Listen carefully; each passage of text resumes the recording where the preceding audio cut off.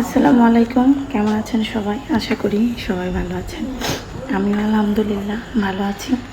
তো আজকে এই তো আমি কাচ্চির চাল নিয়েছি। এখানে বিরিয়ানি রান্না করব।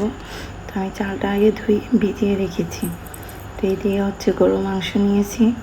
তো 1 কেজি চাউলের জন্য 2 কেজি গরুর মাংস নিয়েছি। তো এখানে দিয়েছি পেঁয়াজের বেরেস্তা, আদা বাটা, জিরার গুঁড়া, টক দই, বাদাম বাটা, তারপরে লাল মরিচের গুঁড়া। তো এগুলো দিয়ে এখন আমি সবগুলো মিশিয়ে ভালো করে মেখে ম্যারিনেট করে আমি রেখে দেবো এটা 1 ঘন্টার জন্য।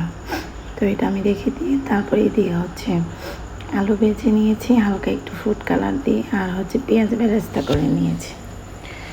তো আমি কিন্তু এদিকে মাংসটা রান্না করে নিয়েছি, ওটা দেখাইতে পারিনি। আর এদিকে আমি এখন ভাতটা 90% সিদ্ধ করে নেব চাউলটা। তো ভাতটা রান্না করে নেব। তো এই তো দেখতে পাচ্ছেন আমি অল্প অল্প করে মশলা দিয়ে তারপরে দিয়ে দিয়েছি। আর এই যে আমার মাংসটা কিন্তু কষানো হয়ে গিয়েছিল। তো এখন আমি উপর থেকে ভাতগুলা দিয়ে দিচ্ছি। তো দিয়ে তারপরে আমি এটা দমে রেখে দেব।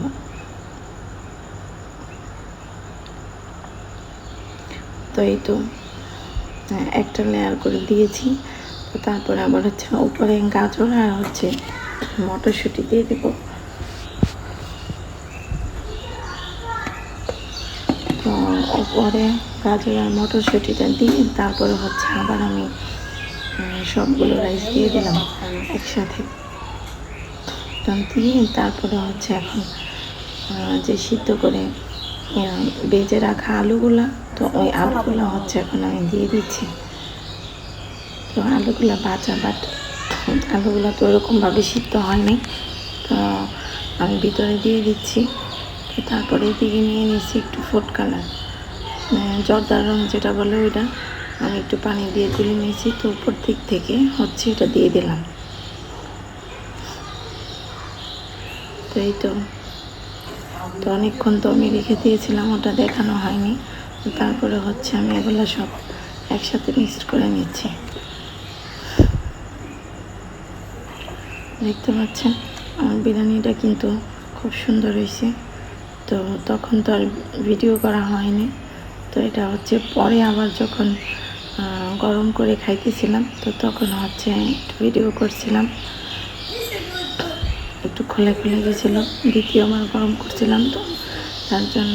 তো এইটা দিয়ে আমি খাবারটা নিয়ে আসলাম খাওয়ার জন্য, আমি আর আমার ছেলে।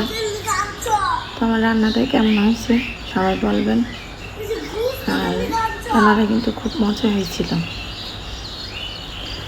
ভালো থাকবেন সবাই। আসসালামু আলাইকুম, আল্লাহ হাফেজ।